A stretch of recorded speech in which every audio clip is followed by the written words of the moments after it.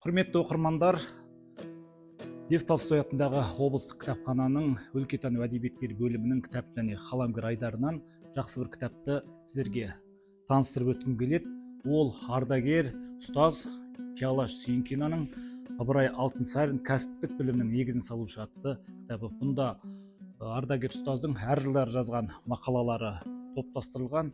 Бұл арқылы Ыбырай Алтынсариннің ағартушылық идеяларының өміршеңдігін қани түсеміз. Сондай хаттар туралы көп мәліметтер берілген.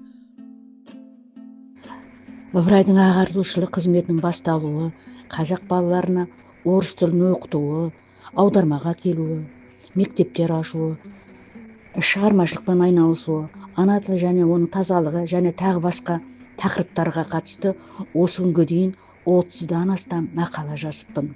Олардың ішінде түрлі деңгейдегі ғылыми тәжірибелік конференцияларда жасаған баяндамаларым да бар.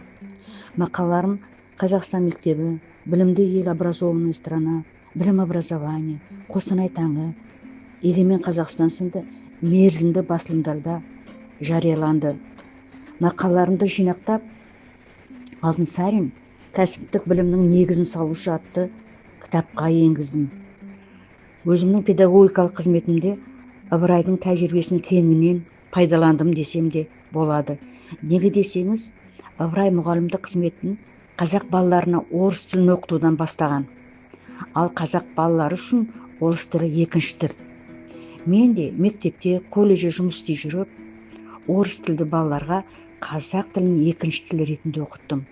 Осы ретте Ыбырай Алтынсарин тәжірибесінен атты мақалам қазақ тілі мен әдебиеті орыс мектебінде журналында жарық көргенімді айтып өтсем артық болмас.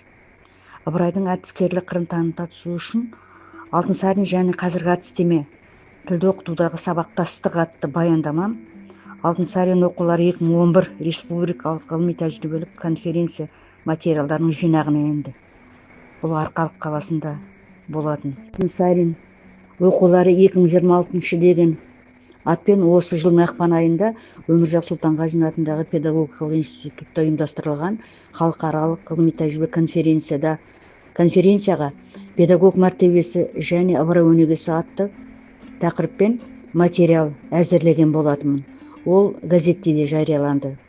Қазіргі күнде мемлекет басшысы Қасым-Жомарт Тоқаев дәріптеген еңбек адамын өнеге ету мақсатында мақала әзірлеп жатырмын. Ол Ыбырай Алтынсарин ұлылықтың арқауы адал еңбек деп аталады.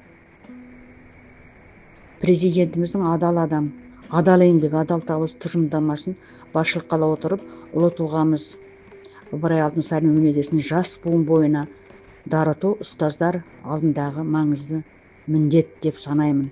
Ыбырай мұрасын насихаттау ісіне бұйырса әлі де еңбектене бермекшімін. Ыбырай Алтынсарин сияқты тұлғаны қай қырынан таныссақ та артық емес. Ал бұл кітап сондай ағартушылық жағынан ұстаздың көзімен жазылған құнды еңбек деп айтыламыз. Сондықтан келіңіздер, оқыңыздар, жақсы кітап. Жан азығы, жан дүниеміз бай болсын.